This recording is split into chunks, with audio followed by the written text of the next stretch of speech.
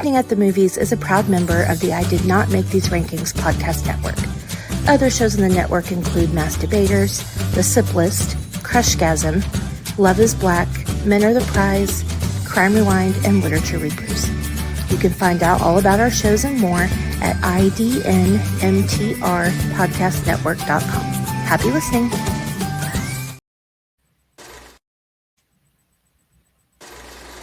You are now entering the world of a movie review. A world full of drama, joy, ridicule, movie spoilers, unpopular opinions, and adult humor for as far as the eye can see. Welcome to An Evening at the Movies.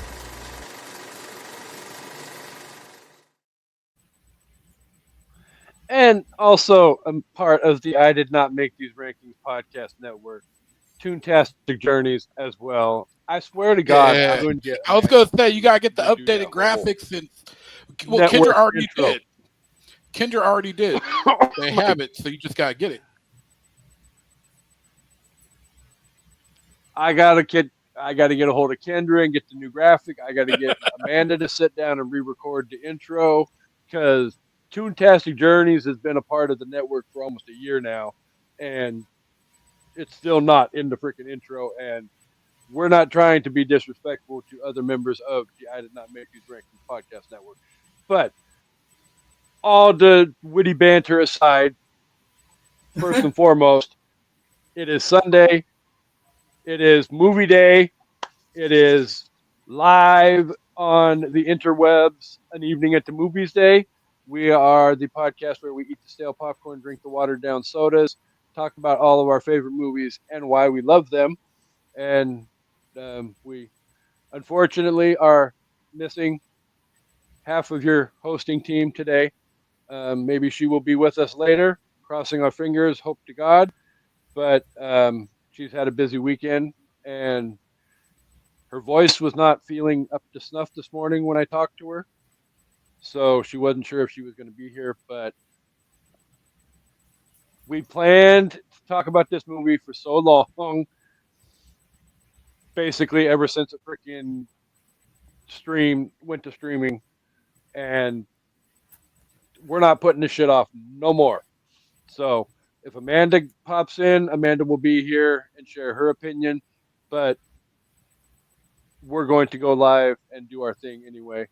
But before we can get to the movie, though, we have some amazing guests with us. And let's see, network or ladies first? Let's go ladies first. So we have Loana from the Horror Squad is back with us.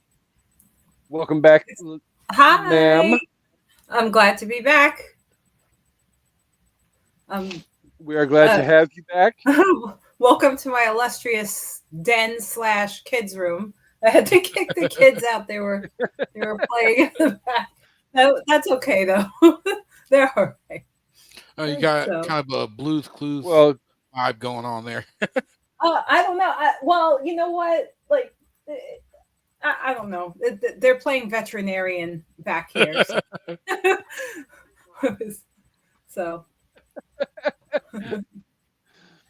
They watched Didn't Heretic. You have a daughter who has a birthday today? Well, no, she went to a birthday party. Their birthdays were last week. I had to go to a kid's birthday party. It was a spa birthday party. There was so much pink. I was horrified. I wanted to get out of there. My skin was crawling, but she had a great time. That was a sickly amount of pink at that birthday party. I wish I could show. You could show the pictures if you could, but it was like a lot of pink. It was a lot. For those of you listening, I will post the pictures in. I did not make these ranking or An Evening at the Movies group page. It was. Yes, my goth heart was horrified. I couldn't. It was not a very Horror Squad-esque birthday party. I will say that.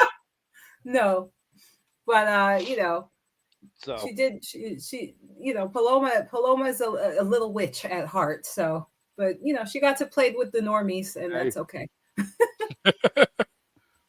There is absolutely nothing wrong with that. But again, we have one more guest with us this week.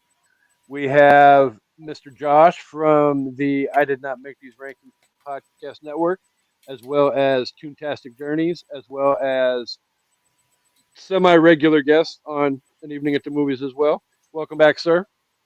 Hey, thanks for having me back. I'm excited to be here.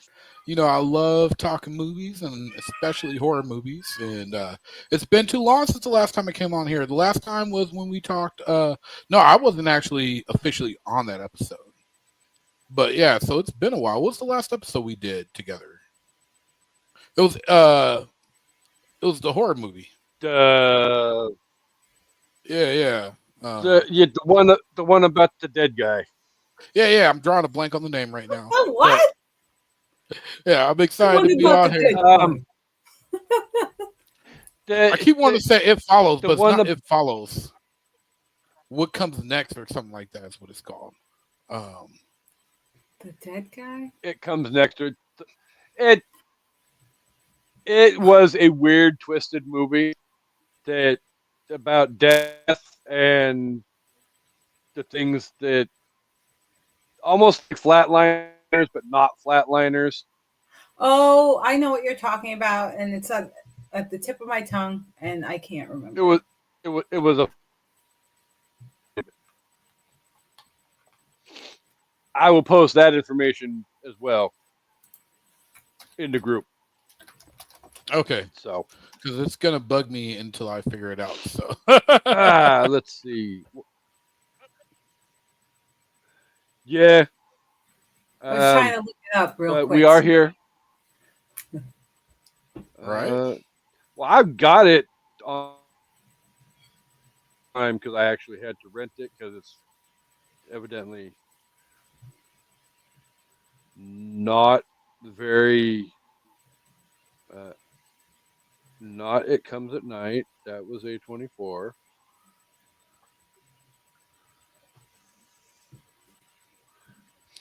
Yeah, I'm looking it up.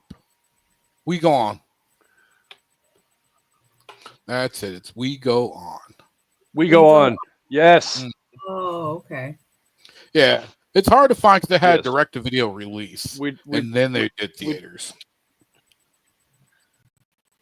So it's... we don't have very many...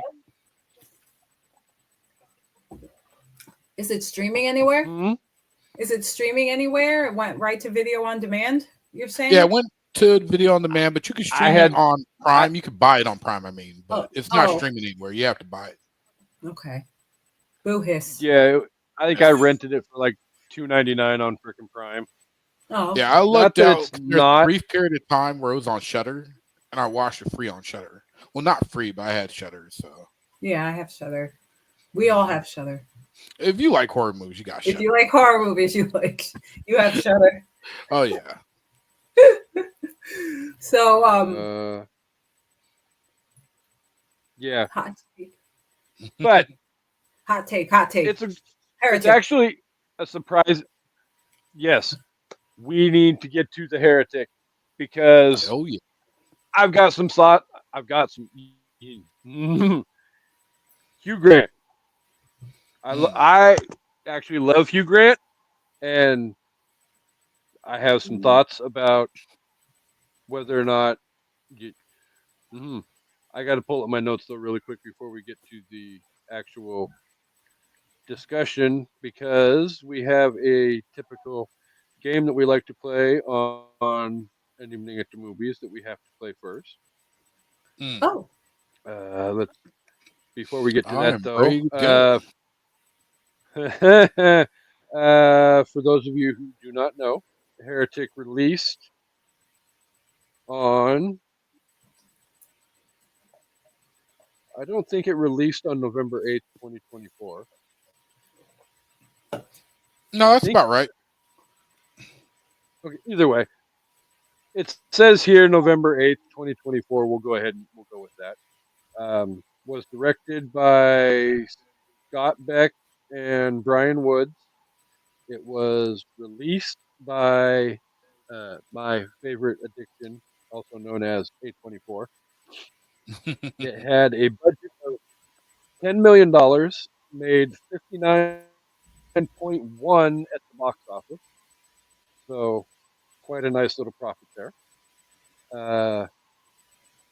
If you would like to find it to stream and you haven't, okay. So again, this is one of those ones where we don't encourage you to stop watching or listening to an evening at the movies because we love all of the viewers and we're doing great numbers each and every week. But if you have not seen Heretic, I highly encourage you right now to put a pin in this episode. Go over to your HBO Max subscription, pull up the damn movie, and watch the movie for an hour and a half, and then come back to this episode because we are going to talk about this movie. We're going to talk about it in depth. There's going to be spoilers, and this is one of the movies you don't want to have ruined by listening to us. All right, there you go. There's your spoiler warning. So if you get spoiled after this, that's on you. Exactly. If you stay, don't blame Kasey. Don't blame Josh. Don't blame Loana. We warned you. We're going to rip the Band-Aid off here in a second after we play to guess the Rotten Tomato score. You've been warned.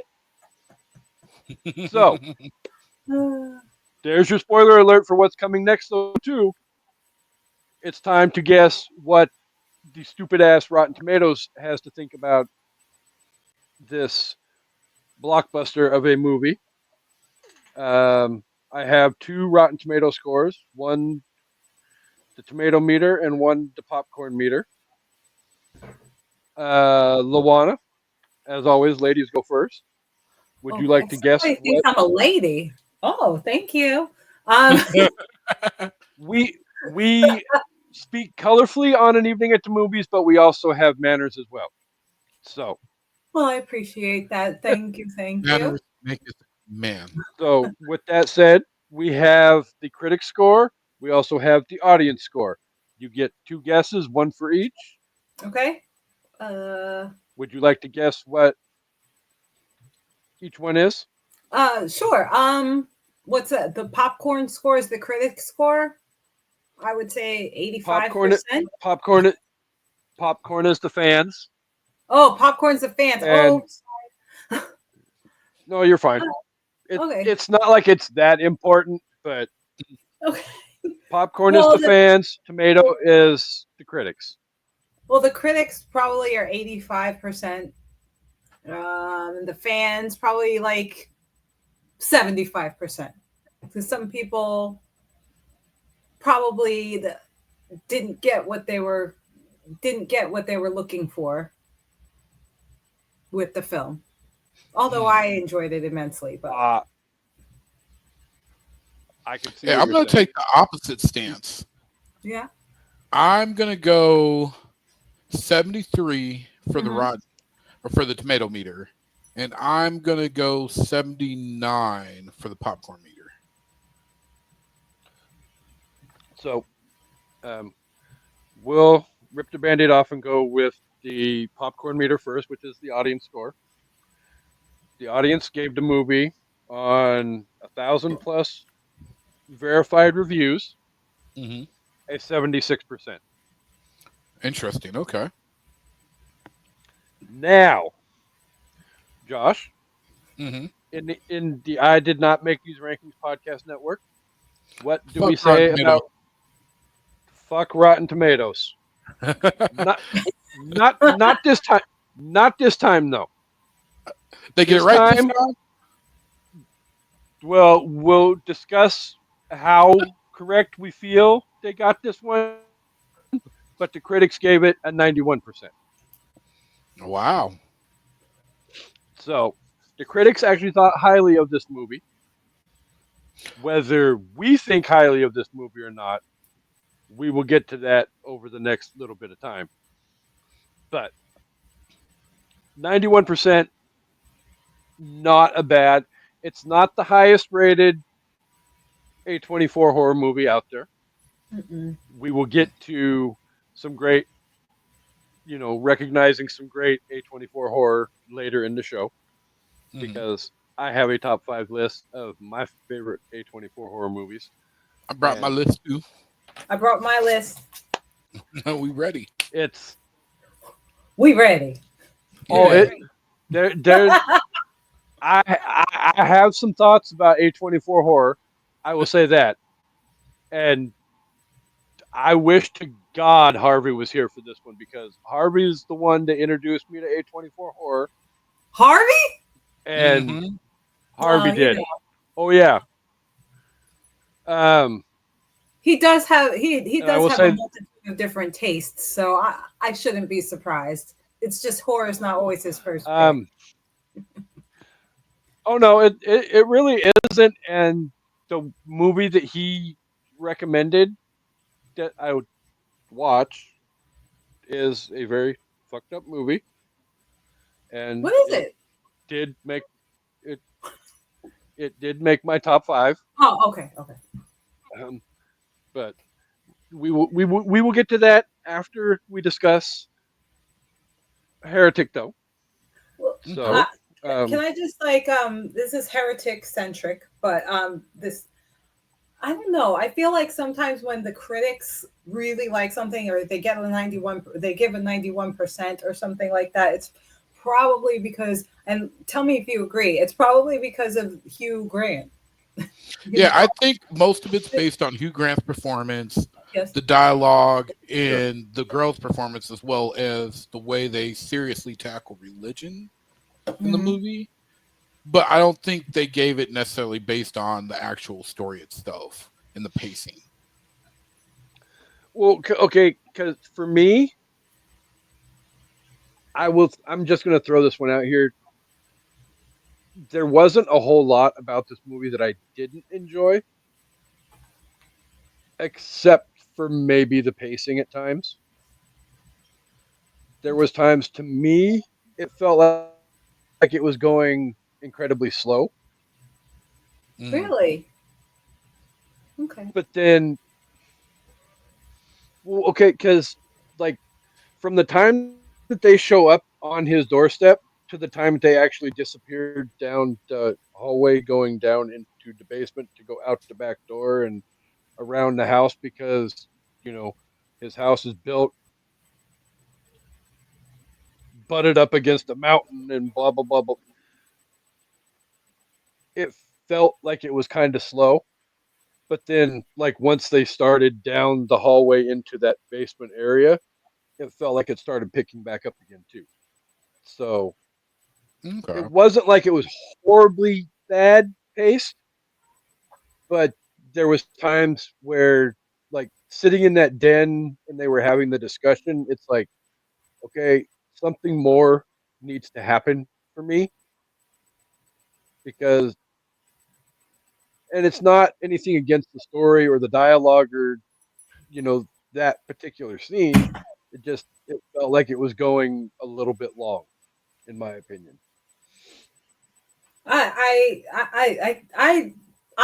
I love a slow burn. So for me, like that kind of, it's setting some things up. It's setting some pieces up on the chessboard, because you get, and it really adds a lot to showing the girls, the girls' characters, because we think when we're watching the film, this is spoilerific, right? So, but when you're watching the film, you're led to believe that the brunette is a little more is stronger, so she's going to be like the final girl, kind of Right. looking thing. So, and and the more innocent girl, so that sets it up. And then, I don't know, when I originally saw the trailer for this film, I thought that Hugh Grant was the devil, and in a way he actually is. So you get to see him, buttering these girls up, and they really build on the awkwardness and there's something going on, there's something uncomfortable, how the figgity are they going to get out of here? So I really enjoyed that slow burn in the beginning when they're sitting in that front room. Yeah, I gotta agree, because I usually like well-paced movies, and I do feel like the ending was paced kind of funky, but that slow burn, especially because you're like, okay, he feels evil, but does he truly have ill intention, or is he just a really creepy person that's trying to get his point across? And there's so many times where you're like, oh, well, maybe he's not quite what he seems. Oh, but he is evil. Oh, and so that back and forth and the play with the girls, and then, like, what's going to happen? I enjoyed that. It kept me engrossed enough that even though it was slow at times, I was enjoying it. And the dialogue was really good. Plus, I just got so much pleasure out of watching Hugh Grant play a villain, because he chewed the scene on that role. Like, he was great. He was the role. He was so good. Yeah. But I also enjoyed seeing these younger girls, playing up against him. Yes. Who's that blonde girl? I mean, the brunette girl, Sophie Turner. I don't remember. I'm old, so I don't remember Sophie Turner. I mean, she could really go toe to toe with him. Yeah. I thought in some parts of the in the beginning there, when they're first in the house, yeah, when they first come in. So the funny part is, kind of sort of back a second to what Loana said a minute ago about what she thought at times about Hugh Grant's character. Amanda, because she's not here to back it up, and I'm going to share some of the comments that she had while she was watching the movie, was her initial thought early on, once the girls show up at Mr. Reed's house, is she kept saying, "Oh my God, he's Satan." No, but that's interesting, because you have the same feeling. Well, the whole idea, I think, the devil would be charming. He would be Hugh Grant. Yeah. Like, right? No, I agree 100%, and I felt the same things when I first sat down to watch this movie. And I'm not gonna lie, since it dropped on Max, I've watched it probably 3 times, just because it's one of those that there is a lot that gets discussed, gets shown. I feel like there's each one of the 3 times I've seen this movie, I've seen something different that I didn't see the last time. So, but the first time I saw, Hugh Grant open the door and the conversation that they started having, and him encouraging them to come in the house, and well, do you have a roommate? We can't come in the house unless there's a female roommate, and oh, my wife's here, and blah blah. And he kept encouraging that my wife is here, but yet his wife wouldn't show up. He wasn't producing her, but then they kept making concessions. So that there's the thing. I mean, it kind of shows you, they kept making concessions like, oh, okay, she's cooking. And then, they would just accept kind of like a face value. You know what I mean? And that's what made it awkward for me. Like, well, it felt like a very big cat and mouse game between him being the vicious feline and them being the 2 little mice that he's, dance puppet. Yeah. And almost literally, but it definitely created. I wouldn't necessarily put Mr. Reed on that same level as, say, Hannibal Lecter and Anthony Hopkins, but I feel like these 2 characters are very similar in the horrific nature of their character. Well, I feel like it's very cerebral with both of them. He's completely in control much of the time. Very much. Probably before these girls, but actually before these girls even walked into the house, over to the house. He knew what he was gonna do. Oh yeah, because he already had the candle, going. He had the door set up. It's And it's not the first time he's played this game either. No, it's not. Very much. So he's had time to hone his craft, so to speak, you know? Absolutely. So, but it's also, that's why I like Sophie Turner's character so much, because this wasn't like this, I don't know, this religion thing. It wasn't her first playground, Mormonism, or the time around the playground, or I don't know how you say it.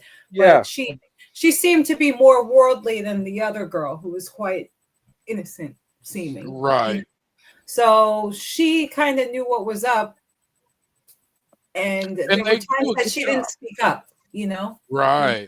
She didn't speak up because she was trying to be nice, which is what girls do. We're trying to be nice, even though things are uncomfortable. And try to be these good Mormon women and give them the benefit of the doubt. And he knew they would do that. Well, and I think one of the things this movie did not benefit from, and why the popcorn score is low, is it was very hyped up. Yeah. From the minute it started showing, I saw all these commercials and I saw a bunch of stuff online. Oh my gosh, Heretic's so good. Heretic's so good. And I will admit, I was one of the people hyping up to people like, you gotta see it's a good movie. I had the benefit of not having any hype. I saw the trailer for it, and about a week later, thanks to me and DeAndre's co-network member, or me and Kasey's co-network member, DeAndre, got to go see a free screening of it. And so I went into it with nothing behind it outside of what I saw in the trailer. And because of that, I was able to enjoy it a lot more because I did not have any expectations, outside the fact that, like, I knew he was lying about the blueberry pie because they make that clear in the trailer. One cool thing about the screen I went to, by the way, is we go to the screening at this movie theater in downtown Portland where I live. And it was fun because two of the guys with me had not seen the trailer. They had no idea about this movie. Oh. And they had a company here that does mini pies. And they were giving out mini blueberry pies to everybody to eat when you go in the movie theater. Oh, Lord. And everybody was like, that's so weird. I'm like, trust me, there's a reason for it. Just get the pie and eat it. Weird. It was great. The pies were delicious, but it was so funny because afterwards I was like, did you enjoy the pie? And they're like, if I knew what it was going to be about, I don't know if I would have got it. Oh my God. But it's such a cool marketing thing, in my opinion. Yeah. That would almost be like you taking Dre to go see Get Out and having them market, here, have this little cup of tea for the screening of the movie. The tea would have been so much worse. Oh, dude. Freaking start stirring it. That's one of those things. Yeah, because Dre has said numerous times while we talked about this movie or talked about Get Out on our network show, where he warned his wife's in-laws that if they ever started stirring a cup of tea in front of him, he'd knock that shit out of their hand in a heartbeat. Oh, I love it. Think of it, the in-laws are like, what the heck happened to him? Calm down, I was just trying to serve you some tea. My tea's hot. Okay. None of that. So, man. No, definitely the one thing that really I fell in love with, because like Josh was saying, though, he benefited from going into this without having all that hype, where unfortunately for myself and Amanda, and we're not trying to take cheap shots at our awesome guest and network compadre, but we didn't see it when he saw it, so we, for lack of a better term, suffered from the hype of, because we got a lot of, oh my God, you guys need to see this movie. Oh my God, you guys need to see this movie, which, is not unwarranted by any stretch of the imagination. But, I will definitely 100% thank Josh for hyping up the movie for us to the point that, yes, we did need to see it, but not spoiling it for us as well. Well, and to me, like, I think that's one of the biggest problems nowadays because people will kind of spoil stuff. And I'm like, even the little small things, they're like, oh, it's not important. I'm like, I don't want any details. Just tell me the movie was good and I'll love it. Because that's what I try and do. If I find a movie that I think is really good and somebody will enjoy, I try to tell them to enjoy it. Like, hey, this is something you should see. But I try to also manage the expectations because I've done that and I've had that done to me where somebody hypes a movie up and then you go and watch it and it's good, but you're expecting greatness and you're just like, it was good. And then you don't enjoy it. You're like, That's why I tried to stay away from a lot of I wanted to watch it for myself. I know that I love Hugh Grant. So right there, whatever he does, I'm gonna like it. But I just wanted to watch it for myself. And I'm a person that likes kind of like ghost or paranormal. So I was kind of hoping it had like more of a paranormal kind of twist to it. So that's why in the beginning, I thought that maybe he was Satan. Well, and they do kind of have that moment towards the end where you get the ladies and the lady comes back alive and you're like, oh, maybe he does actually have some supernatural powers from this religion he found that's the true religion. And, but then it ends up being a trick again. And you're like, oh. Wow. He's just a normal crazy person with old crazy ladies, and the true religion just ends up being Satanism, and you're just like, oh well, well, not really. I mean, that's one of those. He's like a glutton for control. That's why he has all those ladies in there. You know what I mean? And that is the key to the whole movie, though. You kind of sort of get the imagery of it, but one of the big payoffs at the end of the movie, though, is that line that, and I believe it was he delivered it. It's all about control.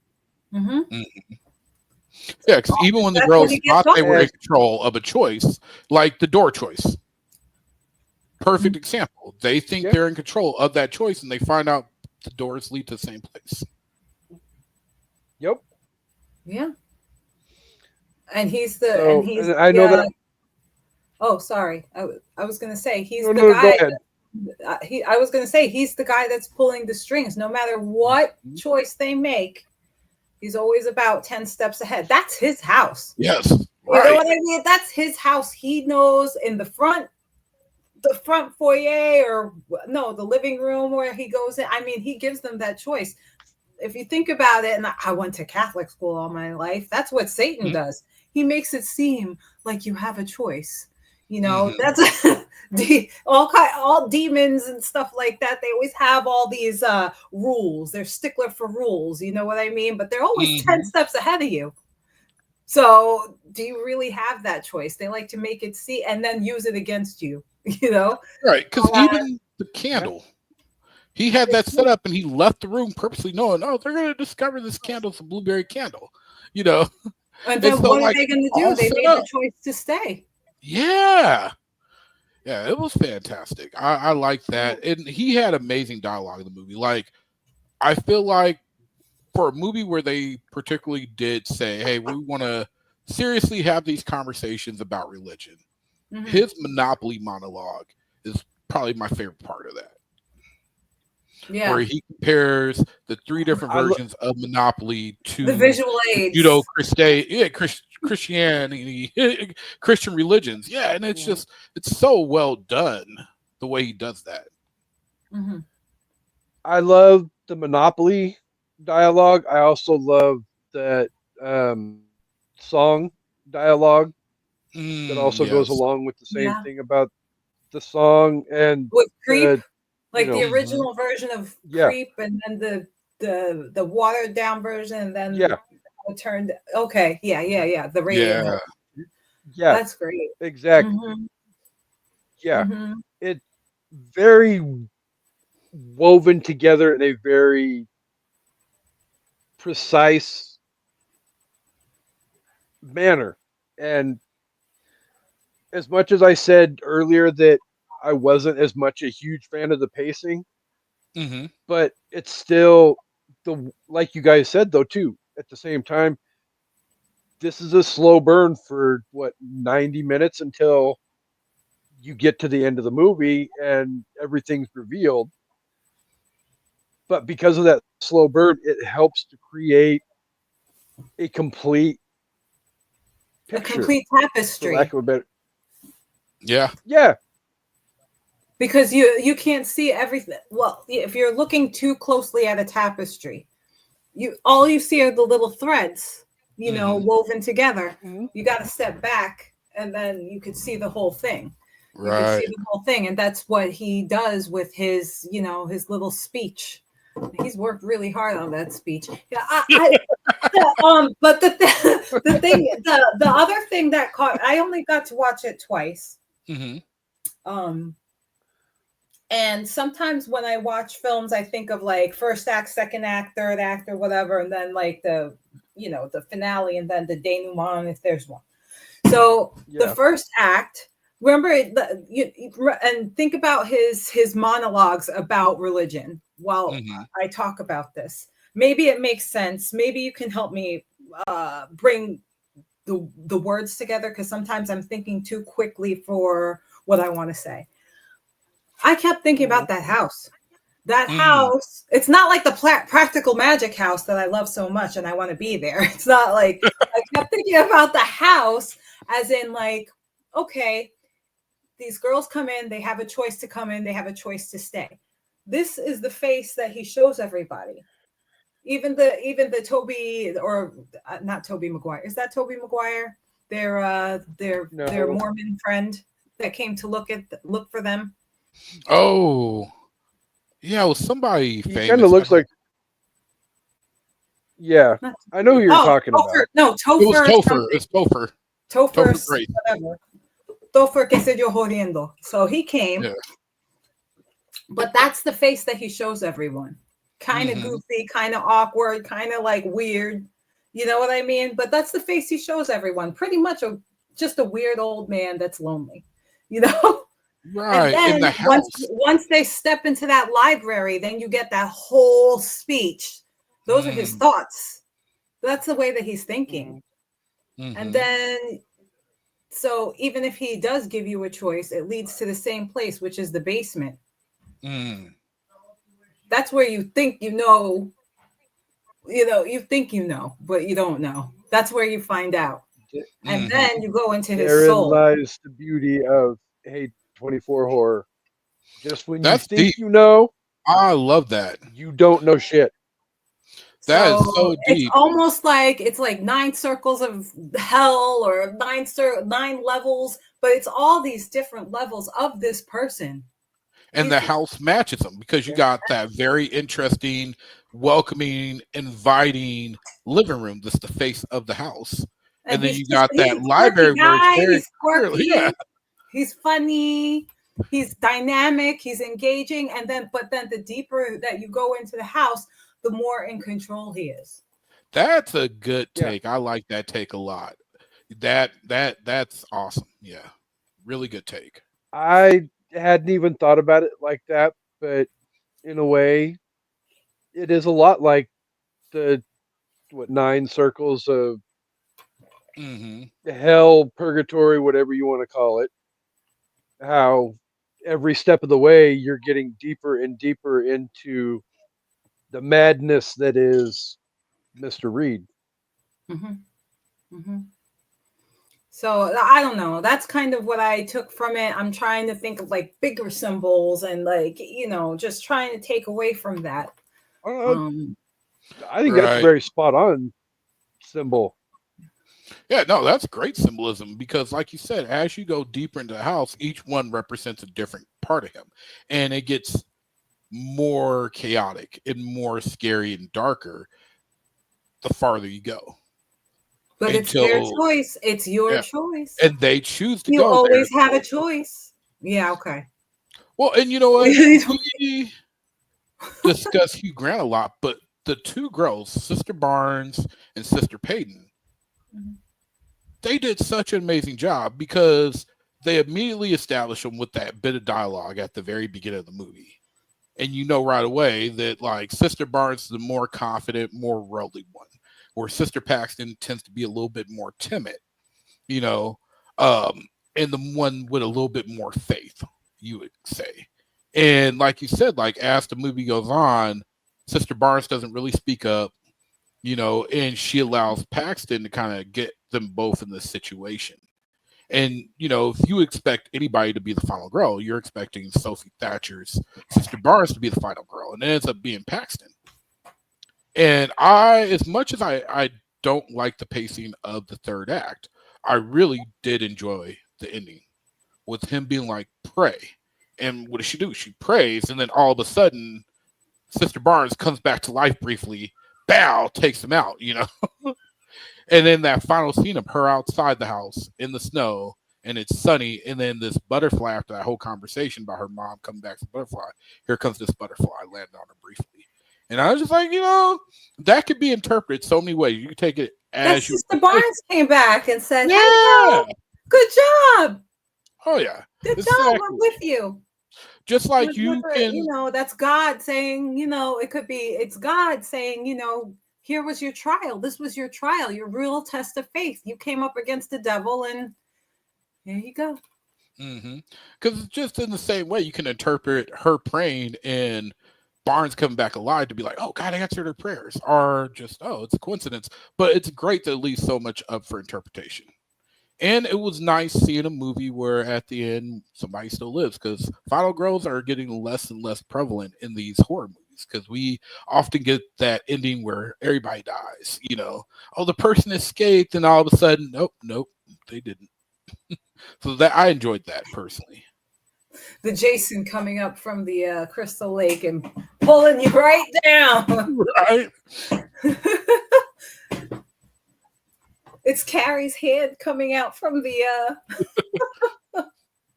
but yeah, I don't know. I mean, that type of reading, like, just I don't know.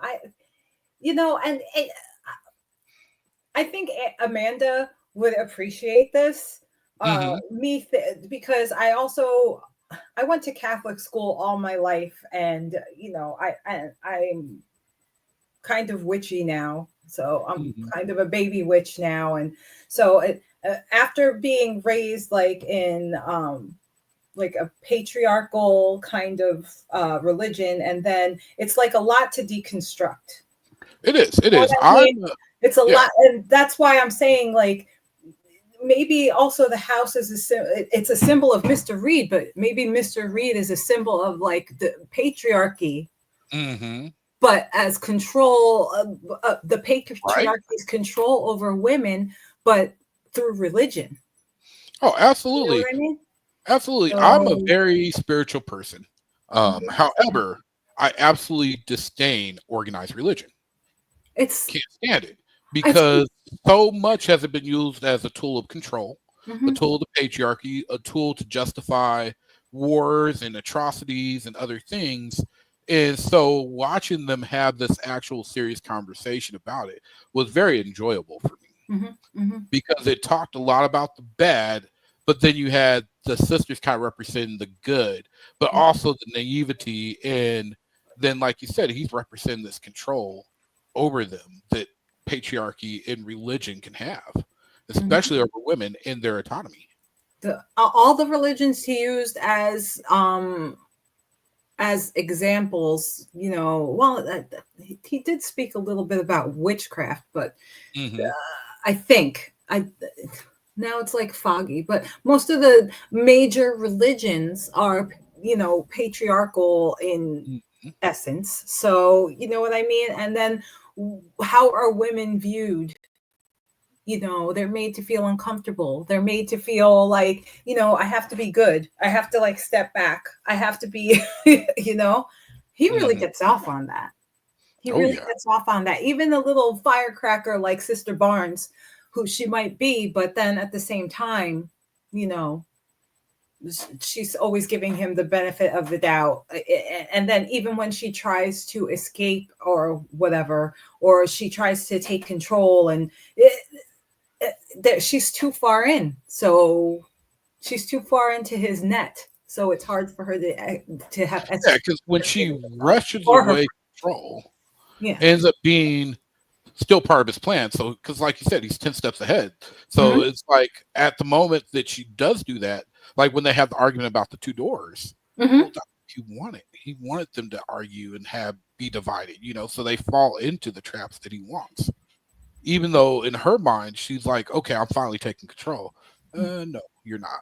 You think you are, but you're really not. Even the whole thing with the matches, I was flipping the figgity out. I was like, oh my God, you better get that match, girl. He didn't step on your fingers. I thought he was gonna chop her fingers off or something. I was like freaking out. But I was on the edge of my seat with that one. But I don't know. Oh, maybe you guys can help me with the construction of the house, not to go back to the house again, but they could have just walked right out the back of the house. They didn't even have to descend. Do you know what I mean? So even the house is deceiving. Right. Now, so is the construction of the house like, the basement, you got to go down and then you go back up because you're going through all these like different corridors. So you're not necessarily like, you didn't have to descend to get out. Right, but there could have been like a side corridor where you could have just walked right out the back of the house without any issue. Yeah, because I feel like the way he constructed the house, it's designed to make it feel like you have to go this way to get out. And then you choose to go that way. If they would have actually really spent some time looking around, they might have found a better way to get out. But they kept in his control by being like, oh, well, this is obviously the way out, so let's go. So that's why, terrible. Terrible person. Wicked. Oh, sorry. Are you muted? Kasey, your mic's doing that thing.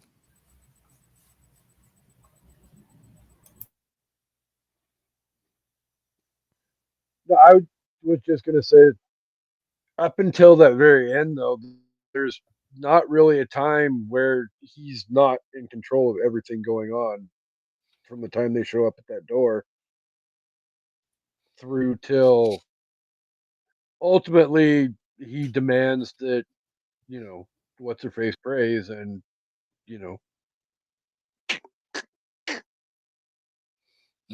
you think this was his swan song? Like he meant to kill himself? I think in his mind, probably at that exact moment, that he's a martyr. He took pleasure of that because he's like, I controlled her to the point where she had to do this and make this choice. And so even though he dies, he's probably taking a sick sense of pleasure in the fact that like he pushed this nice young innocent girl to end up being in this position where he ends up dying. I don't think it was his intention, but I'm sure he in his final little breath there was happy and content. Yeah, because he still denigrated someone who was her faith was strong, but she had to step out of all that in order to survive.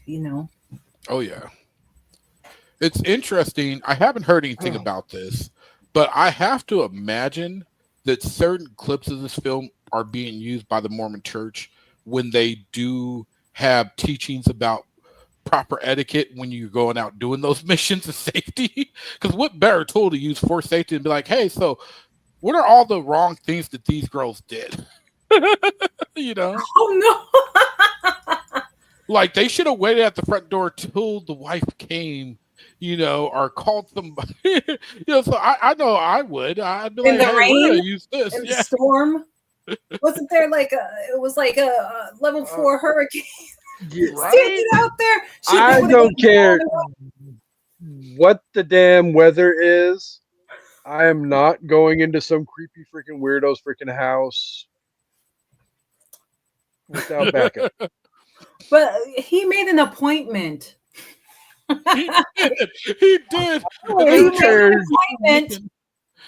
They're trying to do their job. The devil would make an appointment too. And they believed it because who else would make a blueberry pie? And it smells so good. Well, and that's part of it that factors into it too, is they have that conversation at one point about the I guess, quota. Mm-hmm. Like, the one missionary has had X number of baptisms since she started her mission. The other one hasn't had any. So you're almost at that point where, you know, there is kind of an air of desperation that, Mm-hmm. you know, I don't want to look bad in the church's eyes, but, you know, you need to step up your game there, girls, if you're not doing your damn job. You know, we Well, need new bodies. mm-hmm.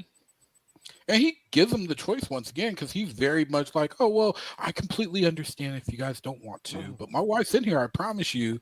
And it's just kind of another form of control because he probably knows, like, they're going to feel Is bad. They she? don't want to offend me. I don't know. I just feel like I don't know. I just feel like he just knew. He knew. I mean, even down to the key, he had it in one girl's pocket, then it was in the other girl's pocket. He knew. Yeah. Oh, yeah, the key. That was another way. He just was messing with them so much. And his hair was wet coming. I was like, "What did he? What is it hot in there? Why is he?" When he went and got the bicycle, I would have died too because I was like, "Wow." And it's funny, I didn't catch that. I didn't catch it either until the second watch. I was like, "Oh, that's when he went and did the bike thing." Yep. But yeah, because I was wondering, like, I was like, when did he have time to go out and get the bike? But yeah, so that was cool. Yeah, he was something else. You know how those girls they should have been stepping up their game, and they were practicing their little talk. Mm-hmm. She was practicing that little talk with her whole life and her heart and soul. That poor girl. And this guy's been doing this to how many? Who knows how many missionaries? You know, like they were really like kind of out of their league, Well, but still, you get to that, I guess, final room, and there's what, like, how 8 cages down there, right? That have they were all women, yes, girls in them. Yes. Yeah. Terrible. Unless there's something that I missed, but well, you know, I mean, it could be worse. He could have married them all. It still would have been the same idea. Like, in religion, you just collect all your women. You have your little harem, and he had his harem. It's just, he was letting them waste away. It's their choice. Therein lies the next cheap shot at Mormonism. Oh, I wasn't giving a cheap shot to Mormonism. I'm just saying. So, I mean, there are other religions that had, polygamy as, and promises of 12 virgins upon death. Oh, absolutely. Yeah. So.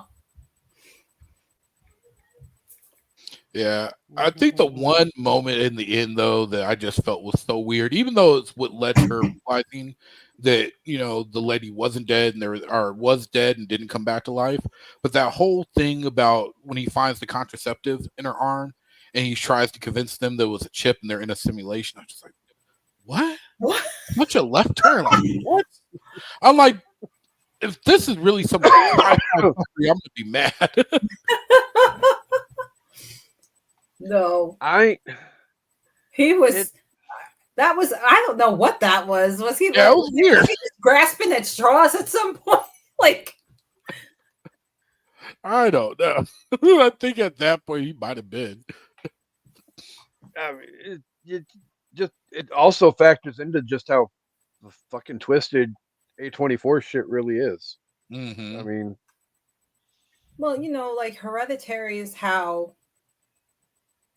I love Hereditary, love it, but it's about the horror within your family dynamics. Yes, the horror within the family structure, and not my favorite, but Midsommar is like the horror of relationships, and when your relationship starts to decay, and the horror of romantic love, and I guess. Right. Heretic is supposed to be, belief is what it is to you, when you feel like you have a choice. Mm-hmm. what you believe in. Everyone's a heretic if you think about it. Everyone's like part of something very strange. Belief is what it is to you. So, Absolutely. It's the horror of religion, the horror of belief, your belief systems. And then when you're faced with it, like kind of like a mirror of it. I mean, if you think about it, maybe that guy was trying to, he sought out these Mormon girls to kind of show them a sick illustration, a sick, dysfunctional example of Mormonism in real life. Mm. And when you think about that, that's a little fucked up because that took him years to do. Like a lot of forethought. Ew, he's sick. Oh. So, a lot of forethought. I mean, that house alone, just man. Oh my. Well, I'm sure he could use the house for other things too, and all those visual aids. Mm-hmm. Yeah, they're multifaceted. So therein lies the beauty of the whole franchise. Well, not the whole, but it.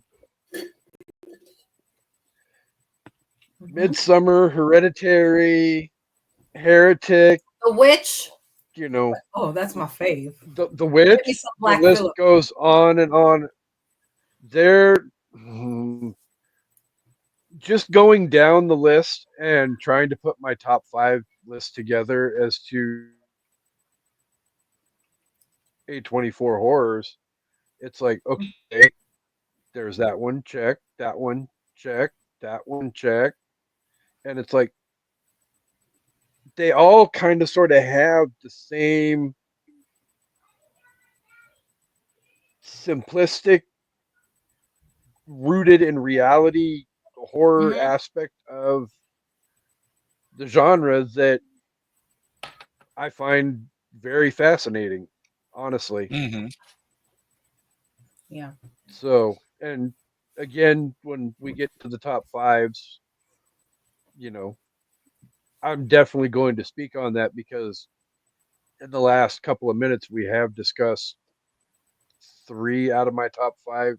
Well, the names of 3 out of my 5. Oh no, no, okay. You're fine. I'm almost certain most of those movies are going to be on our list. So yeah, we're gonna have a lot of overlap on our list. There. Oh, I did something different, but I didn't do anything for your top 5. Oh no, you're fine. Oh, okay. Oh, I thought it was fine. okay that I did something different, but okay. No, you're absolutely fine. You can do anything you want. I'm kind of sort of trying to drag my feet because somebody has woken up from a nap and is putting her face on. Well, okay. And definitely want to hear that. Well, it's your choice. It's your choice, Kasey. It's your choice. It's all about the choice. So, So, do you think the butterfly represents Sister Bonds? Okay, so we'll go ahead. We'll go ahead and we'll get to it. And she should be here in a minute anyway. But if you were to rate this movie out of 5, what would you give the movie? Oh, good question. Ladies first. Me, I'm a lady again. Thank you. Again, 8. Twice in the same episode. I know. I'm so happy. Okay. I can't wait to tell everyone at my job. I was twice today. Okay. Uh-oh. Okay, so put a pin in it because. Hi, co-host. You finally woke up. Decided to join us. Oh, I'm so sorry. It's okay. You know what? Even though we had to wait a whole hour for you, we're glad you showed up because we really want to hear your take on the movie. That is okay because that's all right. We have had a very spirited hour-long discussion on this movie. I bet. I'm sorry. I'm not feeling good, and I laid down and I woke up and I went out to George and I was like, "Why did you let me sleep so long?" He's like, "What are you talking about? It's only like 4:30." I was like, "No, it's like 6:30." Yeah, Kasey told us what was going on. I was like, she hasn't been on in 3 hours. She's probably asleep. That is If exactly she what sleeps, she probably needed it. Feeling the way you feel it. Yeah. But I heard Loana's butterfly question, and yes, that is what I think. I know you weren't asking me, but I'm gonna answer you anyway. I am asking you. So You look beautiful, by the way. Thank you. So do you with that cute little bun. So Thank you. I have no makeup on. I did kind of sort of rip the Band-Aid off and let everybody know that while you were starting to watch the movie going through, you kept messaging me, "Oh my God, he's Satan." I really thought that's how it was going to go. Mm-hmm. Did anybody else think that, or it was just me? I did. No, you weren't the only one. Oh no, I was thinking that he was going to the be whole Satan. freaking panel had the same thought. Okay. Trust me. Mhm. We all expected more supernatural elements to be revealed at some point. I mean, I'm not mad about it. Man, I'm so mad because I have so many thoughts about this movie. I'm going to have to Well, listen to there. We've I got really- time. We got time. Well, y'all do. I can tell it in my Tell us review. the I thoughts. Yeah. Well, I don't know. I really liked the movie. It wasn't what I thought it was gonna like. It kind of was, but I guess watching it, like you said, I expected that he was gonna be Satan with the whole door thing. That was kind of like, and then you realize both doors go to the exact same place, and he's just a dick. So he's just messing with them. I did not expect a bunch of women to be kept down in the basement. Like, whoa. He did a really good job. Hugh Grant was good at being creepy. Like, I was yelling at the TV. I'm like, "Girl, trust your spidey senses. Get out of there now!" And we never do that. Right. There'd never be horror movies. Loana came. True. So Loana came up with a metaphor that Josh and I actually really liked, and So I'd I was be kind of curious to know what. Go ahead, and would you like to explain your metaphor to the co-host? Yeah. So my I metaphor. love a good metaphor. My metaphor was kind of so I like. I mean, I watched it a couple of times. Twice. No, I watched it twice. I didn't get to watch it 3 times. And I like to look at movies kind of like, scene 1, act 1, act 2, act 3, maybe an act 4, and then, finale, denouement, whatever. So act 1 is all in the house pretty much, and that's like his face. That's the face that he shows the world. You know what I mean? Yeah. That's so if you look at the house as a person, I'm saying Mr. Reed is the house. Gotcha. That's the face he shows the world. A little old-fashioned, a little clunky, a little charming, kind of awkward, a little bit creepy, right? But and then you go into the library, and that's where he has his big monologue. So he's telling you his thoughts, how he thinks, how he sees the world. And then you go a little bit into the basement, and then you get to start seeing, you got to start to see the best parts of him, but he's still in control. The whole house is a method of his control. So, and then you go deeper into the house, into the corridors, and you find all these weird things. This is you're descending into his soul. And if he has one, then you find all these women, and he's getting off on controlling all of these women. And Kasey brought up, he actually says that it's all about control. Yeah. Not about their control, because he keeps saying, "Oh yeah, you had a choice, baby." That's what the devil does. Yeah. You had a choice, but in reality, everything's happening the way he wants it to happen. He's in control. Well, and that was kind of, I don't, there's so many ways you can interpret him saying that. And for me, movies like this are interesting because I grew up being raised Christian. I dated a Mormon for 3 years. So, a funny story. I was at lunch with my in-laws the other day, my sister-in-law, my niece, and my mother-in-law, And I said that to them. I wish I had a video of their collective reaction. What? Aww. But I would say like the past. That's him speeding away. He was outside the. They start talking about him. He's like, wow. I'm so sorry. I'm gonna be away from that in like 3 or 4 months. Oh yeah, moving to the dream house. Yeah. So, where are you going to keep your men? Your cages of men?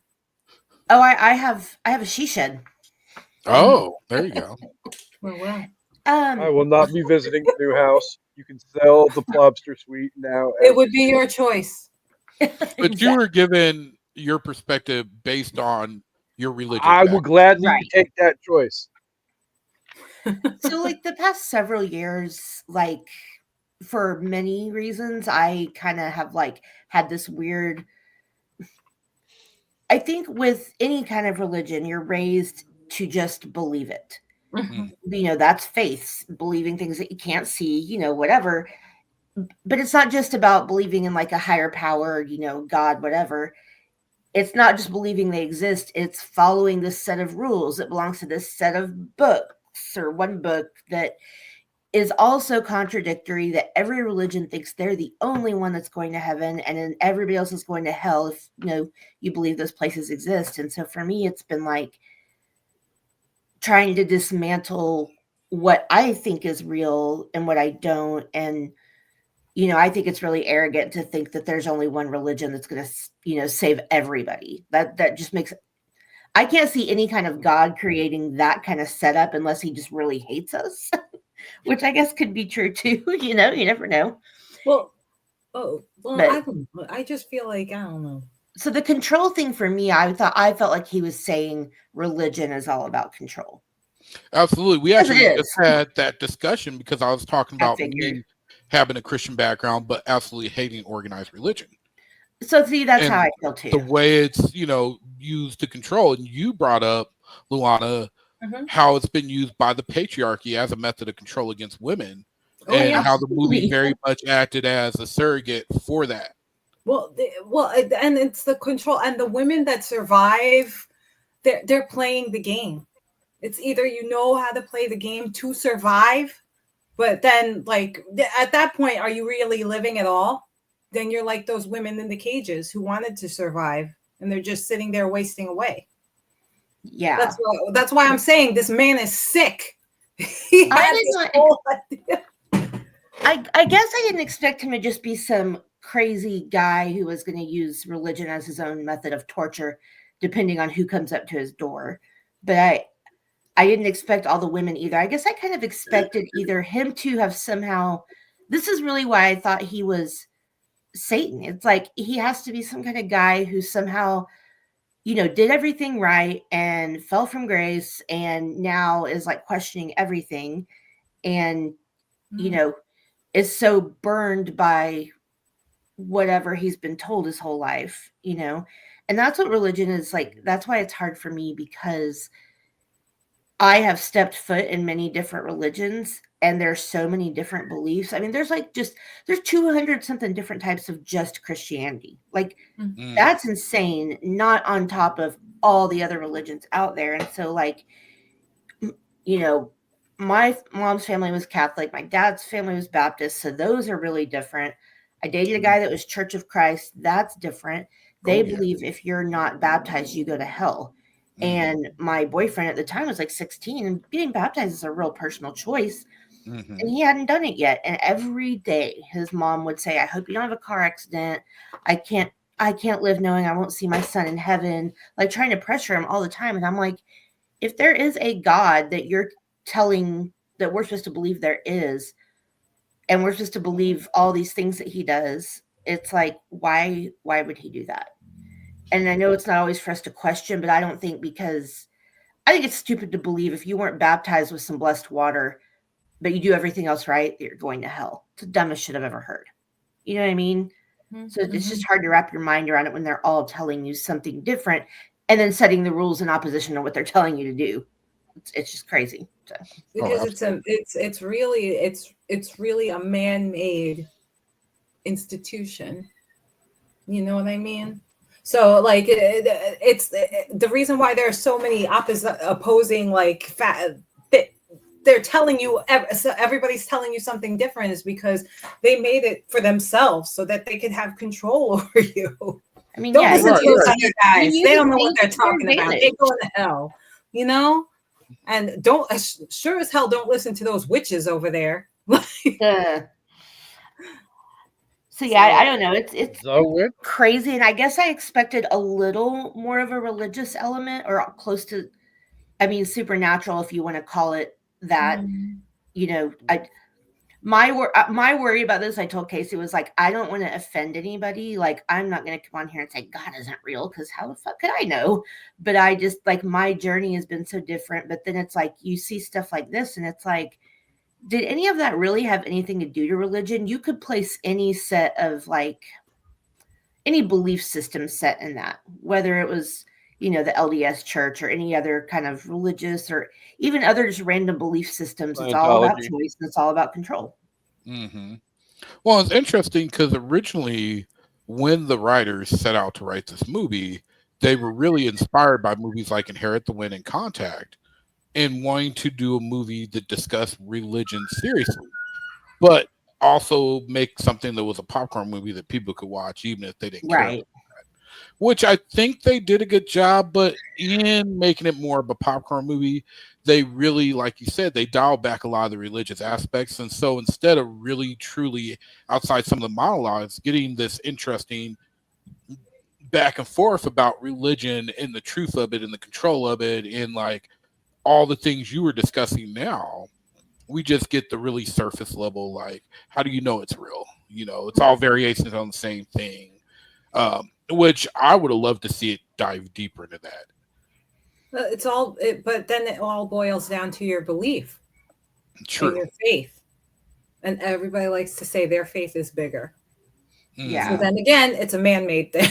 Like, well, yeah, and it's like, you know, like I tried to explain to people, kind of having grown up in that culture, that it's not easy to dismantle a belief system that's, you know, thousands of years old and that you've been raised in. You know, people are like, how could all these dumbass white women be voting for Donald Trump? Well, I can tell you exactly why. It's because they have never been raised to think for themselves. They've been raised that the man is in charge.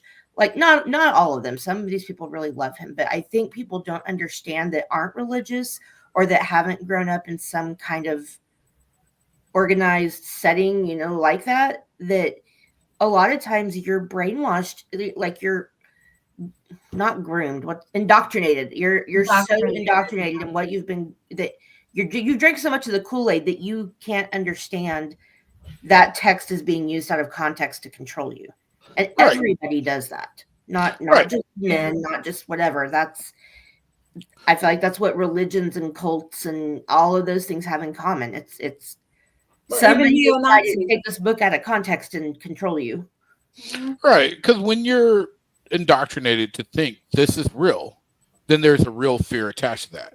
Right. And when you do start to think for yourselves and want to think for yourselves, you doubt yourself because your religion has been all this time telling you, when you think like that, you're not even thinking for yourself. It's the devil telling you what to think and all these other things. And so, yeah. And then you're a heretic, and we're all heretics. Yeah, I would say we all are. Kasey, we can't hear you. We can't hear you. Your mic.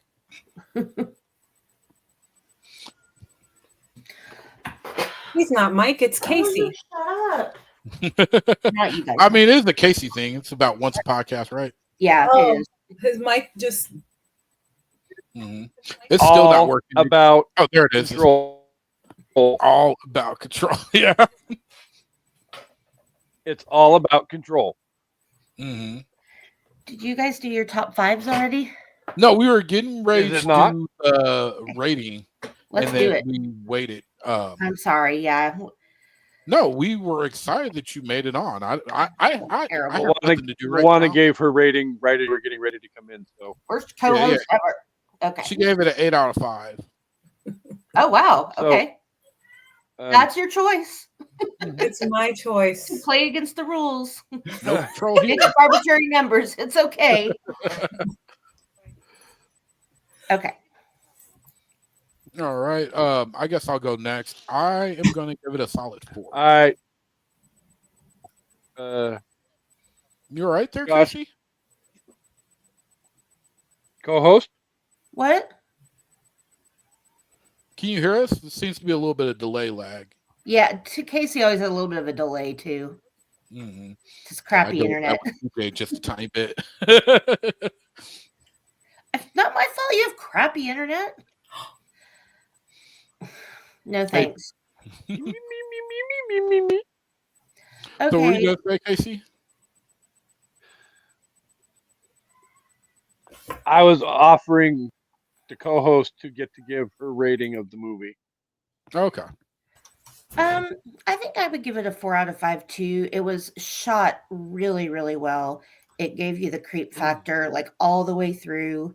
You know, you kind of thought you knew what was happening and then you didn't. And like Josh said, yeah, they kind of didn't dive that deep into it. But I think that maybe I feel like it's a horror movie, so nobody's ever going to take it seriously. But if you really wanted to, it's a really good way to start a conversation, which I'm not saying people shouldn't believe in whatever they believe, but you know, it's a good conversation starter to maybe make you broaden your horizons about, you know, what's right and what's not, and what's real and what's not, and not to whatever you believe in is for you. It doesn't have to be for everybody. So I thought it could be a good conversation starter. I agree with that. Oh my God, it was only supposed to be out of 5? Yeah, that's why I laughed at you. Hey, not my favorite movie. Okay, I wonder if she really loved this movie. Yeah, 8 out of 5. Shit. I was like, okay, out of 10. I was like, you know, I was giving it an 8, but now it's a 4. I think I knew what you were doing, so. Oh.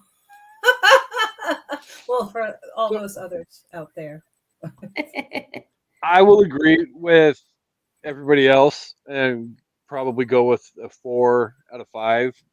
And, you know, even like Amanda was saying, and, you know, everybody else was agreeing, this is a good jumping off point to have a discussion about religion and reality and what's real and what you believe and all of that. You know, we've had a good cutting out the introduction of the show, but probably an hour and 15-minute long discussion about religion. And I feel like we were very respectful in doing so. I don't feel like anybody stepped on anybody's toes or offended I'm a anybody. Christian and I wasn't offended, so. Yeah, that was my thought. Exactly. I don't want to offend Josh. You weren't like, no, I didn't think I would, but because, you know, we know that about you, and I don't have anything but respect for that because the problem is that. But I'm a Christian that's not a fan of religion. Right. And so many people are walking away from it because they can't know the difference. Right. And he has faith, but not an organized religion. Exactly. And I'm as a Christian, I am a Christian that loves people to ask hard questions and to actually take time to like think about your faith and what you believe in, because I think that's a huge part of your personal growth because it's personal for everybody. And I also very much respect people that choose to go another way, because until I die, I don't know what's what. And even after I die, I might not know what's what. I might just wake up and be a snail. So, you know? Yeah. Yeah, and I think that's what movies are for. Movies are not just for entertainment, but they're very much for you to question. It's kind of like The Witch, another great A24 movie, and how they really dig into Christianity and it deconstruct it and interrogate it a little bit and make you question it a little bit, to the point where there are actually theologians out there that have watched and dissected the movie and used it in classes. And I love that kind of thing. You know, I wish there was more things out there to make people stop and question religion. There were films that did in a way that's a conversation starter like this movie is. Yeah, I mean, this movie did a really good job of that, I thought. I mean, the thing is, you don't even have to know anything about LDS to go into this movie and know, because it's a universal scenario. It's 2 girls at a guy's house who end up in trouble and have to figure out what to do. Faith and religion is woven into the story, but you could have thrown anything, any set of religious rules in there. It's still the same message about, what's important to you. What do you believe, and making them question it. But if you know about LDS, if you know about, Mormons and all that, it adds a little bit of depth to the story, but honestly, not that much. So I liked that too. It could have been any faith. You hit the nail on the head too, because you could take this movie, and it didn't even have to be a movie about faith. Maybe they came to interview with him to be interns, and it's a movie about sociology. Very much the framework of this movie were bones that they could have built this with just about any background for those characters. Yeah. So before we end the show, we have our brand new segment of the show that we'd like to give everybody a chance to chime in on, and that's where we incorporate the awesome podcast, The Sip List, into our workings for our discussion. Every week, we like to give everybody a chance to bring a related top 5 list to the table and let us know what their top 5 list is and give us what their ranking for said top 5 list is. Third time's a charm. Loana, ladies first. Okay. I'm a lady thrice. She's a lady. I'm a lady. So I was watching. When I was watching the movie, I was trying to make it. I was trying to make it relate, and I love werewolves, so to me everything's werewolf. Nice. But I was thinking of him as the big bad wolf, and they were like the little Red Riding Hoods. So I wanted to come up with my like. I mean, you're not wrong. Yeah. Yeah. So that was like, okay, well, and then I started thinking about like duality and like, the beast within and stuff like that. So of course I came up with top 5 werewolf movies. Very nice. Okay. It's an interesting one. I like it. Mm-hmm. So just tell me you didn't choose the wolf or wolf. Never mind. I just don't choose that Jack Nicholson one. It was awful. Oh, I loved that one. Okay, that's my bad. It's not my top 5, maybe top 10. Zip it. But not top 5. Well, I kind of my top 5 werewolf movies are probably more out of they're probably more out of nostalgia more than anything, because they kind of like they've been so ingrained in my like who I am. So the first I guess my 5th favorite werewolf movie, don't kill me, it's gotten panned by a lot of people, but I love the new Wolfman movie. I haven't seen it yet. Yeah, me neither. I have to check that out. Guys, it's so good. I know a lot of people don't like it because it's not the werewolf isn't pretty, I guess. Honestly, the trailers threw me off because I wanted to see it, and then the trailer made it seem like a really just typical horror movie, and I was like, I don't know if I want to see it. And in some ways it is. In some ways I feel like if you're a horror fan the way that we are, you kind of know the beats of a horror film. But I also, at the same time, I think that the new Wolfman movie at my number 5 spot, it brings something fresh, something new to the genre. And it's also a genre that nobody really ever speaks about. There aren't really very good werewolf movies out there. So it just brings something new to the table for that monster. So absolutely. Wolfman's good. Makes sense. Mm-hmm. And it's based off the Universal Wolfman, or it's just like a new wolf movie? No, it's kind of, no, it's not even, it's nothing like the Universal Wolfman. Okay. Although I do love the Benicio del Toro one, and of course the original, but this new guy, I wanted to give him a shout out because it was really well done. Okay. I'll add it to my list. Yeah, it adds something new, but at the same time, it's originally it was supposed to be part of that whole dark universe and was supposed to be more in line with the original Wolfman, right? And then that dark universe sucks, so they did their own thing, which I'm glad. Well, I'm glad that they did because it ended up, they got a little more creative with it. So I really did like that. I really did like that. And I don't want to tell you what I thought because that would be like forever. What I thought was the great additions and made it fresh, but it was good. Also, my number 4 is Company of Wolves. That is a Neil Jordan film. It's an anthology movie. It's about like a bunch of there's a wraparound story. It's a little girl. She's not really a little girl. She's a young woman blossoming into womanhood, and she falls asleep, and then she starts having these werewolf-centric Little Red Riding Hood dreams, and they're each different stories. Interesting. There's a book by Angela Carter, and of course the name but it's based off of a book by Angela Carter. There are a bunch of different stories about wolves. Like That's the most dangerous men are the men who are hairy inside. Oh, yeah. Oh. So Hugh Grant was definitely hairy inside in that movie. Yeah. My number 3 is Silver Bullet. Yay. But also Teen Wolf.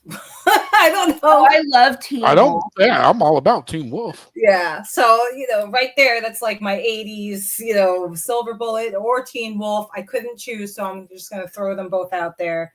Silver Bullet, of course. Oh, religion and werewolves. And Teen Wolf is just another werewolf story about, growing hair in places that you didn't expect when you hit adolescence and getting horny for no reason. So that's the beach. And somebody disappeared. It's Kasey. That's what he does. Come back. Number 2 werewolf movie is The Howling. Good one. Very good. I'm loving the 80s representation we got going on. Oh, I'm all about it, baby. All about the 80s. So yeah, I love The Howling. That was great. That was a good one. And also talking about like indoctrination.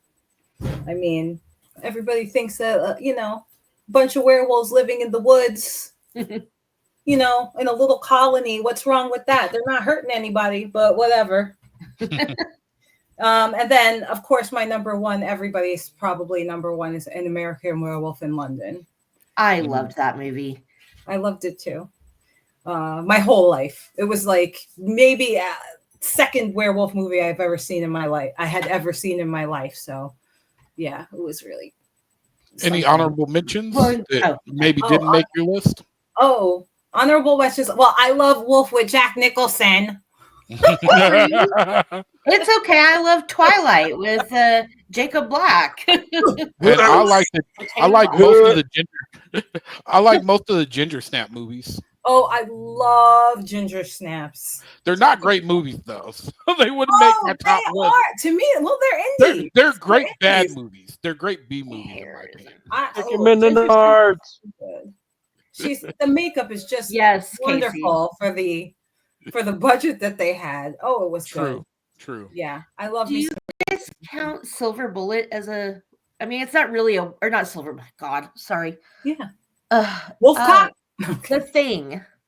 Oh, The Thing. Well, I don't. It's not really a werewolf movie, but for some reason, I always feel like it is. Well, because of the metamorphosis, and you don't know who the werewolf is. Exactly. Or, well, you don't know who the alien is, who's been infected.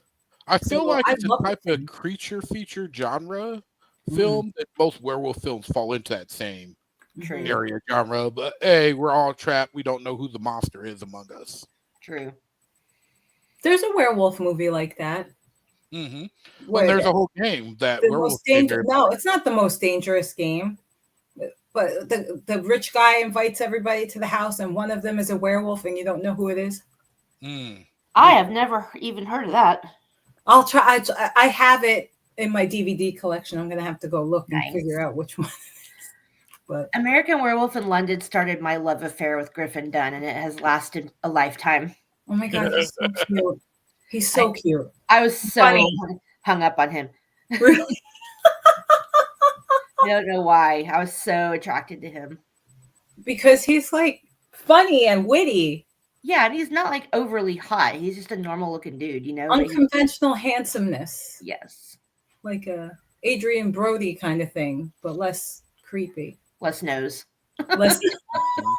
He's so cute. He is cute. So, Josh, you want to go next? Yeah, On so that note, Josh, yeah. all right, so my list, and I did the A24 thing. However, I do have to admit something to you guys. So I wrote my list about like 2 or 3 days ago when Kasey gave me the assignment. And then about 2 days ago, I was going back over my list, and I realized I had 2 movies that weren't actually A24 movies on my list. oh, It felt like they were A24 movies, and then I was like, wait, let me look these up to make sure these are all. And one of those happened to be my number 1 pick, and I was like, What was it? So It Follows. oh, I thought It Follows really was A24. I looked into it, A24? and it wasn't A24. Are you sure? Yeah, I spent like a good hour like trying to find it and digging through it, and I was like, oh, I guess it wasn't even distributed by A24. Yeah, Interesting. yeah. So I had that, and then I also had Midnight. Was it Midnight with the Devil? Late Night with the Devil. Oh. Ooh. Wait, Yeah, what is your top 5 supposed to be? Like so my top 5 is top 5 A24 horror movies. Okay. And so I just wanted to tell you that anecdote before I got into my actual top 5 A24 movies. So number Late 1, Night with the Devil. Oh my God, we have to. I thought maybe we have talked about this. have you guys done an episode? Because I'd love to come on for that. Yeah, me too. I love Late Night with the Devil. My favorite genre is found footage. Maybe I shouldn't. Y'all don't want to hear me shit all over this movie. No, Yes, I do. That's the best part. Let me tell Chancey you, and I had the exact same opinion about this movie when we were both so upset. Yeah, maybe we should do an episode about we it. should, because I want to hear your opinion on it. So number it's 5, been discussed. We just haven't put it on the schedule yet. Gotcha. But that's a Shudder movie, right? Yeah, It was just Shudder. Yeah. Okay. Yeah. So number 5 on my list is Heretic. Because I liked it a lot. And I while I gave it a 4, it's definitely not my favorite A24, but it's up there. I liked it better than like the Neon Glow and Men and a couple other movies. So, you know, it's up on my list. I saw the TV Glow was one of the worst movies I've ever watched in my life. It was Really? horrible. I didn't see it. I had such good like hype around it, and then I watched it, and I ain't gonna lie, I didn't finish it. I only made it about 20 minutes in. I was just like, I made myself finish it. You didn't miss anything. It was awful. Good. No. Was and boring. That's why I didn't make it 5. Oh man, I'm so disappointed. I Me know. too, because it sounded amazing. So my number 4 movie is Midsummer. Oh I God. really enjoy that one. Period lemonade. This Oh, is why I thought Saltburn was an A24 movie. Right? I didn't see Saltburn, but I heard something about it, and I'm like, You didn't miss anything. I watched it the one time, and that's all it needed. Oh, see, I've seen it like 3 times now. I think it's really, really good. It's fucked up. Oh, it's Bathwater, vampires, and Cemetery. Oh, cemetery. yeah. Oh, ouch. Okay, Enough good. said. I'm gonna have to watch it just to be disgusted, but I think you should should watch it. You should watch no it. follow. It's worth watching at least Follow. once. Yeah. Number 3 on my list was The Witch. Really solid movie. It would be higher on my list, but honestly, I only watched it one time, and I had a really hard time watching it, mostly because it was very disturbing, and it takes a lot to have me disturbed, but it was so mindfuckery and all this stuff that I just was disturbed watching it, and I watched cartoons and turned my lights on afterwards. Nice. And then number 2 on my list is Talk to Me. I really, really enjoyed Talk to Me. I'm excited because they're talking about making a sequel, but I enjoyed that. It had that great supernatural like aspect to it, and man, like there were some scenes that like had me jump, and so that was great. And then number 1 on my list is Hereditary, because Hereditary, that twist midway through the movie blew me away. Like I sat there with my mouth just agape. I'm like, there's no way that actually happened. He's dreaming, right? Yeah, movie. And then the next day, she goes to the card, and I'm just like, that really happened? What? It's happened? Like, I can't get into spoilers of it, but yeah, like I paused the movie and had to sit there for like 5 minutes to compose myself. So did he. Yeah. He's like, I'm not gonna lie. Like what? I'm geez. officially going on record. Hereditary will get a whole episode worth of discussion on the show. Fantastic. It should.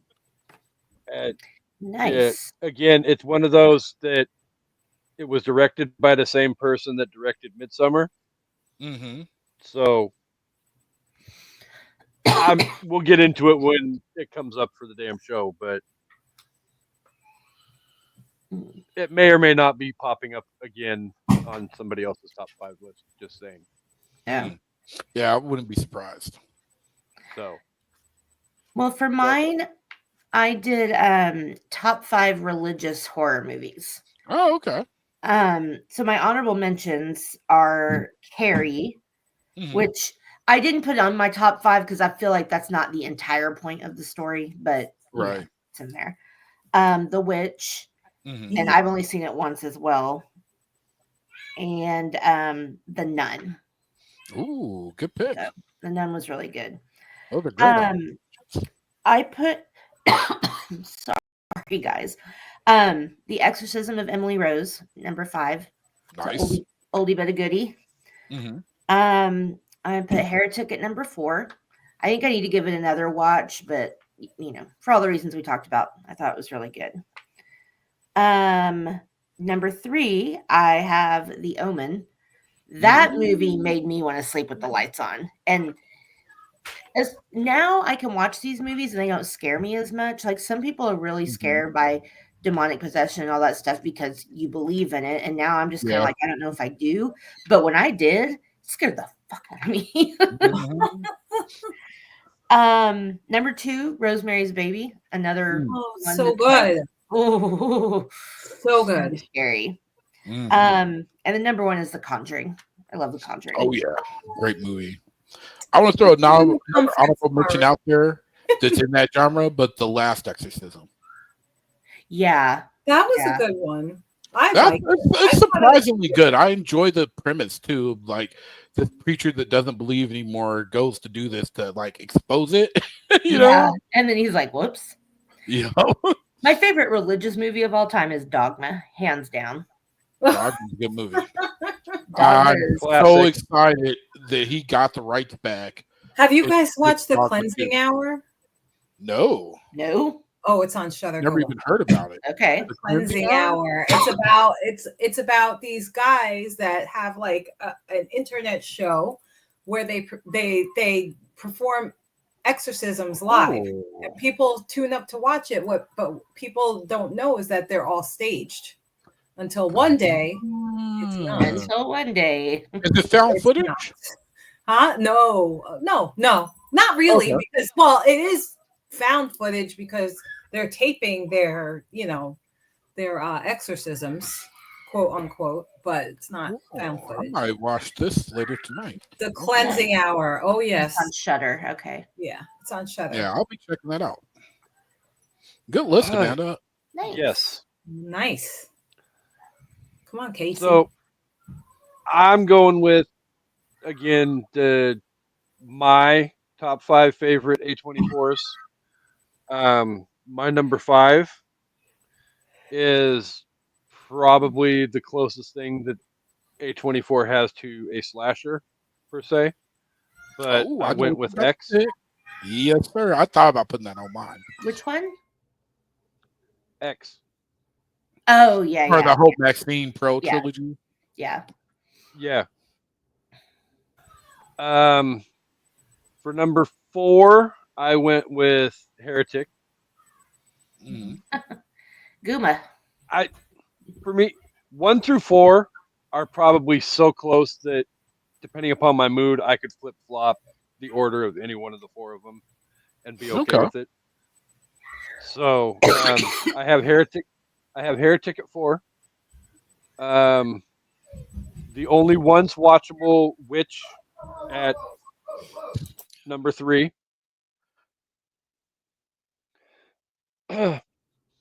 Swedish sex cults at number 2. Whatever twists your knickers. Something. Again, thank you, Harvey, for requesting that movie, because if you hadn't, I probably never would have watched it. And oh dear Lord. And you wouldn't be And addicted then to A24. number 1. No, it probably is the truth. Midsummer is probably the reason why I'm addicted to A24. Yeah. Because even the stuff that's not horror is still weird Horrific. and twisted in some. Yeah. Yeah, Deandra, number 1 is Stinky Bear Suit. Oh, sorry. I can't. Oh my God. But number 1 is Hereditary. Yeah. I love Hereditary and The Witch so much. Well, that's They're very intense. Is they have so many good movies that aren't even horror movies. Mm-hmm. And a lot of their movies that aren't horror are still very disturbing. But yeah, A24, they've just come out and become a juggernaut. So I remember before A24 really started sinking their teeth into horror, I was all about Blumhouse. And I still like most Blumhouse stuff, but I feel like Blumhouse has been eclipsed by A24. Well, I heard Woman in the Yard was terrible. Really? I know, and I'm bummed, but I'll probably still watch it. Yeah, I'm going to check it out. Well, now Neon's up and coming. That's true. And Neon's one of those ones where a lot of people mistake their movies for A24 movies. The Substance? Is that Neon? I didn't get to watch it yet. Have you guys? I have not either, but it's on my list. Was it? Oh, yeah. Ooh, I cannot wait. Oh, I'm so jealous. Watch party. Yeah. Hey, there you go. It's not even so fucked up. It's not even open yet. Good. How dare you? How dare you? You guys, I'm sorry. I have to go. I'm going downhill very fast. The nap helped me for like 20 minutes, and now like I'm gonna die. So I think we're at the end anyway. Yeah, we're at the end. Thank you for coming on and give us 2 seconds to wrap. Okay. You can do your job. But thank you guys for being here each and every week. You guys are amazing. You guys are the reason why we're doing awesome numbers each and every week. Thank you to Loana for being here. Thanks for having me. Josh, do you have anything coming up on Toontastic Journeys? Oh yeah, we've been putting out lots of content. Check us out because we just released an episode talking about Big Hero 6. Really enjoyed it. And we have an episode that's long overdue because I lost the episode, but I found it. So we will be putting out next Saturday, The Lion King. And then we will follow it up with the movie that we all hated. So much so that we only made it halfway through the recording. The other half is us just talking about other random shit. And that is Meet the Robinsons. So you got some fun stuff to look forward to coming up soon. All right. Every other Saturday.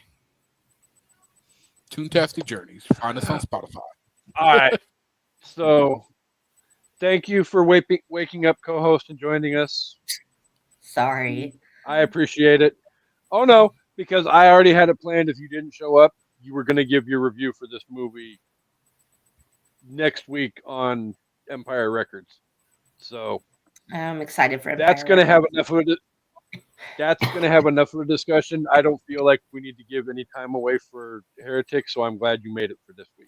So, yeah. Let's see. Empire Records next week. Brandy has requested Wicked. Kendra has requested Bridesmaids. And our April audio-only redo is The Princess Bride. So that's what you got coming up in April. Amanda's going downhill fast, so I will turn the microphone over to her and let her send us out of here like only she can. Oh, I think we decided in July we're doing high school reunion movies, so stay tuned for that. Ooh, Romeo and Michelle. We already did Romeo and Michelle, but we've got another list. And by the end of the school year, I do want to do The Breakfast Club because it turns 40 years old this year as well. Yeah. So Nice. we had discussed that last night as well. So All right, stay well, tuned thanks, for all of that. everybody. Lots of fun. Sorry. Thanks for watching and listening. So sorry I was late. I am never a no-show or super late like that, so I feel terrible. But yeah, thanks for watching and listening. Thank you guys for being here, and we hope you all come back for an evening at the movies. Goodbye. Woohoo! Something is freaking